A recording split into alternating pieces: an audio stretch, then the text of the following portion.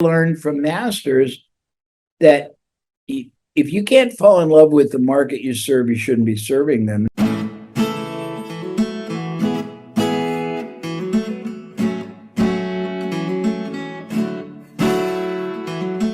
Yeah, a lot of it is like you said, like deeply thinking about the customer journey. Like a lot of times, one of my other mentors says people are so product focused, they don't really think about what happens in that journey after. Like you said, like every kind of problem solved creates a new problem. Like in business, I see it like in really simple terms. When people are struggling to get customers and they solve that problem, they usually almost always have fulfillment problems like right after. Like one leads to the other. And so like this is true of really any product or services, that there's something coming after it. I love that you're looking at, like, when it seems to me like more than anything, it's the way after, I don't know, like 20 years of listening to your stuff, is that when somebody comes in the door, you're looking at the entire business, not just this little front end piece. Is where almost always inevitably like 90% of people's focus goes to how can we optimize the front end, make more sales, and kind of tweak the levers in that process. As where you're saying, well, this business is a more fluid, continuous experience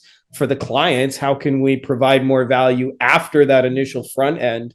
And when you think about that, like there's endless opportunities. I also think like some of those conversations are super easy. Like I imagine if you go to a driving or a car rental place and say, hey, we want to recommend you guys, like they're not like you, when you show up as a mass buyer and say, hey, we're just looking for a little kickback on that, and you guys would fulfill and take care of our people. I don't imagine it's a very difficult conversation to have, right? Because you're Really, showing it up. isn't. And you can actually, depends on, there's a concept called the hooker syndrome, which means the service is worth a lot more before it's rendered than after. The key is to knock, is to is to tie up the deal before the valuability and the success of it is evident, because then it's harder to It's a negotiate. J. Ram writer downer, by the way.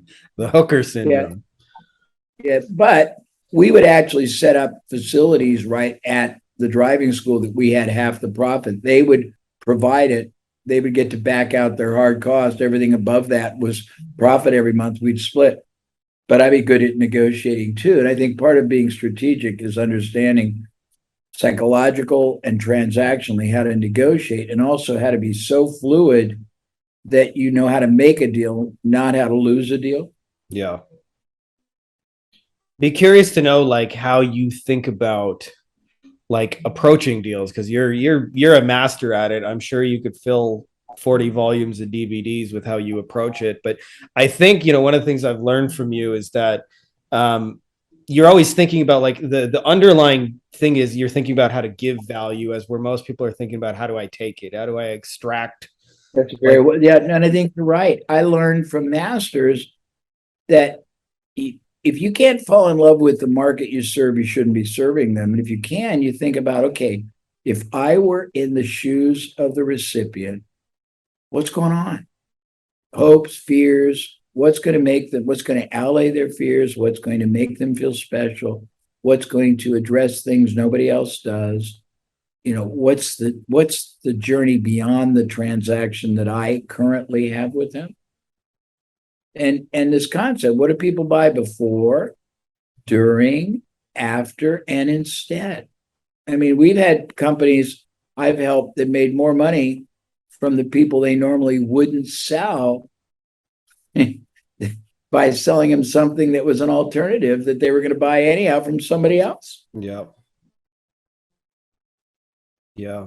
I think a lot of times people think their market is infinite and like, anyone who's a blank, and almost always the people they're best suited to help, like, there's a range, and there's always, like you said, like people that just for whatever reason aren't a fit.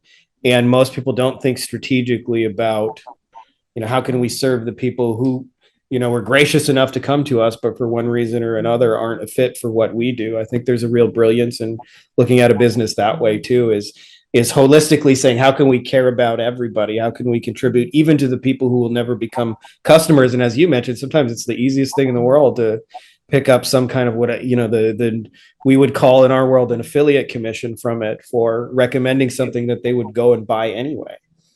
Yeah, and well, I can address that a little bit, because I have a really a passionate belief that most affiliates are blowing opportunity, because they all do pretty much the same thing. They send the same communication out. When I used to do it was much more sophisticated. I'm not trying to sound arrogant, but I would understand the relationship that my partner had with his or her audience, and we would write totally to that relationship. And we would make sure no two communications were ever the same because a lot of duplication. Back then, the average newsletter subscriber subscribed to 5 different newsletters. Yeah. So I made sure every communication was very unique and very distinctive. And I made sure that it was always based on service to the client. It was always based on demonstrating that I know how you feel. I know what you're trying to get closer to or away from. And I believe whatever we were advocating in that behalf helps fulfill that in some way. And here's why and how. And I always made guarantees that were so irresistible. Yeah. Yeah, almost over the top, because I've seen a few of your guarantees where it's like you can't lose, really. I mean, that's the whole. Yeah,